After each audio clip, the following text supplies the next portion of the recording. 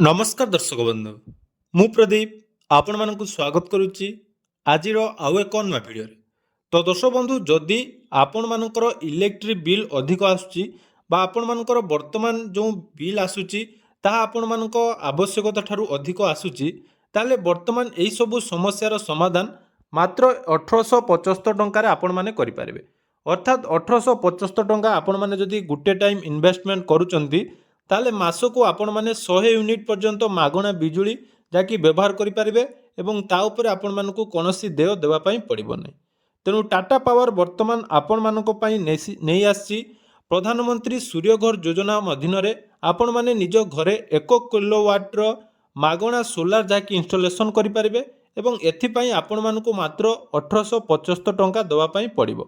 तेणु आसंतु प्रधानमंत्री मुक्त बिजुली योजनार पीएम सूर्यघर अधीन आपण माने केमिति एही 1 किलोवाट कनेक्शन निज घरे मात्र 1875 टंका दे पाई परिबे से विषय रे आजिर एही वीडियो रे संपूर्ण डिटेल्स जानिबा जोटा कि आगो को जो ग्रीष्म दिन में आपण मानकर अधिक बिल रु केमिति आपण माने मुक्ति पाई परिबे एवं आपण मानक घरे सोलार पैनल केमिति इजिली आपण माने इंस्टॉलेशन करि परिबे से विषय रे आजिर एही वीडियो रे संपूर्ण डिटेल्स जानिबा।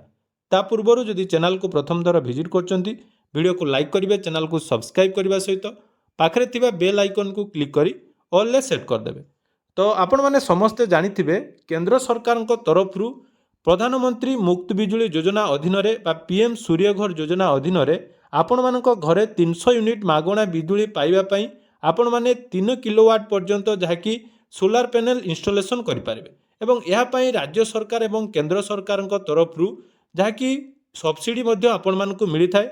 तेणु वर्तमान आपण मानकु जो पूर्वर सब्सिडी दिया जाउथिला जो थे आपण माने ऑनलाइन रेजिस्ट्रेशन करथिले तापरे आपण मानकु समस्त काम कंप्लीट हो सारा पर आपण मानकु जहाँकि केंद्र सरकार एवं राज्य सरकार तरफ सब्सिडी मिलुथिला किंतु वर्तमान एटा आहुरी सहज हो जाइछि। आपण माने जदि टाटा पावर बा आपण मानकर वर्तमान जो विद्युत वितरक कंपनी आम ओडिशा रे रहिछि टाटा पावर ता अधीन आपण माने सोलार पैनल इंस्टॉलेशन करिवे एवं 1 किलोवाट पर्यंत आपण माने जदि सोलार पैनल लगौचंती ताले मात्र 1875 टंकार एही सबु काम आपण मानकर हे पारिबो। आपण मानकु कोनोसी भेंडर चूज करिया पई पड़िबो नै, कोनोसी कॉस्ट देवा पई पड़िबोनी, केवल वन टाइम आपण माने पेमेंट जोटा कि पूर्वरु 5000 टंका थिला वर्तमान सीमित समय पई एही ऑफर को 1875 टंका करा जायछि। आसंतु से विषय संपूर्ण डिटेल्स जानिबा केमिति आपण मानकर इंस्टॉलेशन हबो यार प्रोसेस कौन रही एवं एटा करिबा द्वारा आपण मानकु बेनिफिट अछि कि नाही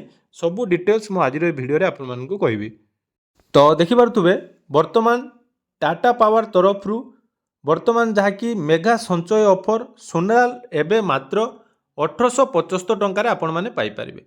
तेणु प्रधानमंत्री सूर्यघर मुक्त बिजुली योजना अधीन यूएलए मॉडल अधीन 1 किलोवाट घरोई उपभोक्ता पाई जोटा कि आपण माने प्रत्येक वर्ष 5000 टंका पर्यंत संचय यही अधीन करें बा यही सोलार पैनल लगैला पर आपण मानकर जहाँकि जो बिजुलीर खर्च प्रत्येक मास 500-1000 टंका आसूला ता मध्य वर्तमान आपण माने जहाँकि मुक्त भाव में वन टाइम 1875 टंका देले आपण माने पाई परिबे एवं ये 1875 टंका आपण माने 1 किलोवाट जहाँकि मागणा नेट मीटर पाइबे ता सहित आपण माने जदि एक्स्ट्रा सोलार मीटर लगौचंती ताहा आपण मानकु 3764 टंका पड़िबो।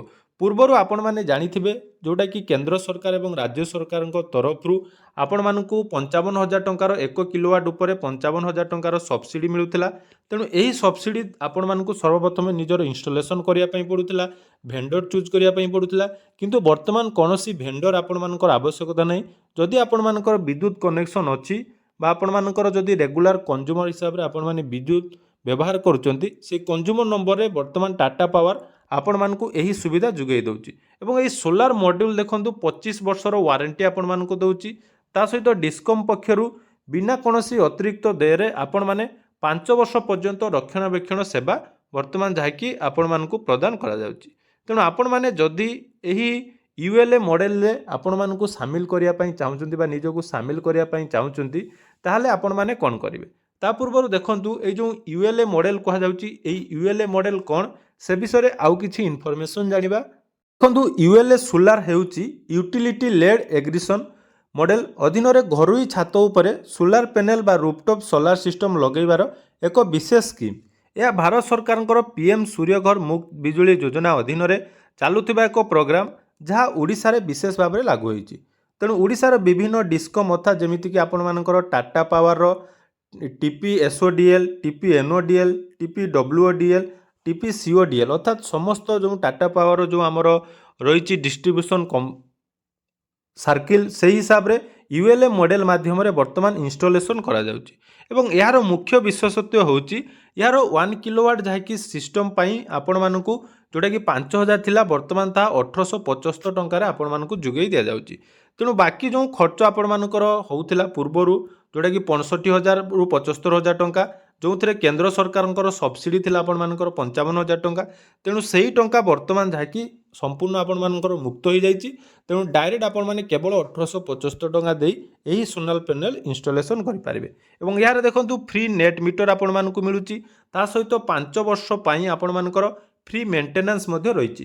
ଏହା ସହିତ ଦେଖନ୍ତୁ 25 ବର୍ଷର ସୋଲାର ପ୍ୟାନେଲ ଉପରେ ଆପଣମାନଙ୍କର ୱାରେଣ୍ଟି ରହିଛି।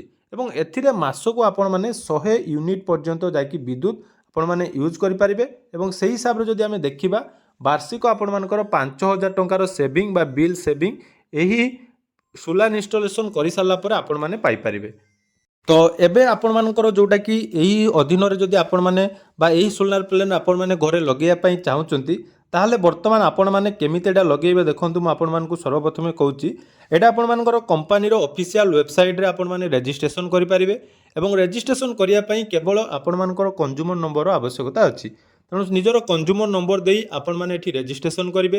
ରେଜିଷ୍ଟ୍ରେସନ୍ କଲା ପରେ ଆପଣମାନଙ୍କର ଯେଉଁଟାକି ଭେରିଫିକେସନ୍ ହେବ। ଏବଂ ଯଦି ଆପଣମାନଙ୍କ ଘରେ ଛାତ ଘର ଅଛି ଅର୍ଥାତ୍ ଆପଣମାନଙ୍କର ରୁଫ୍ ଅଛି, ତେଣୁ ଯେହେତୁ ଏଇଟା ରୁଫଟପ୍ ସୋଲାର କେବଳ ଛାତ ଘରେ ଥିବା ବ୍ୟକ୍ତିମାନଙ୍କୁ ଏଇଟା ପ୍ରଦାନ କରାଯାଉଛି। ଏବଂ ଆପଣମାନଙ୍କର ଯେଉଁ କନେକ୍ସନଟି ରହିବ ସେଇଟା 1 କିଲୋୱାଟ୍ର ରହିବ। ଏହା ସହିତ ଅଧିକ ଯଦି ଆପଣମାନେ ଇନଫର୍ମେସନ୍ ପାଇବା ପାଇଁ ଚାହୁଁଛନ୍ତି, ତାହେଲେ ଆପଣମାନେ ନିକଟସ୍ଥ ଆପଣମାନଙ୍କର ଯେଉଁଟାକି ଟାଟା ପାୱାରର କାର୍ଯ୍ୟାଳୟ ବା ବିଦ୍ୟୁତ ବିଭାଗ କାର୍ଯ୍ୟାଳୟ କିମ୍ବା 1912ରେ ଯୋଗାଯୋଗ କରିପାରିବେ। ଏବଂ 25 ବର୍ଷର ୱାରେଣ୍ଟି ସହିତ ଆପଣମାନେ ସୋଲାର ପ୍ୟାନେଲ ପାଇପାରିବେ।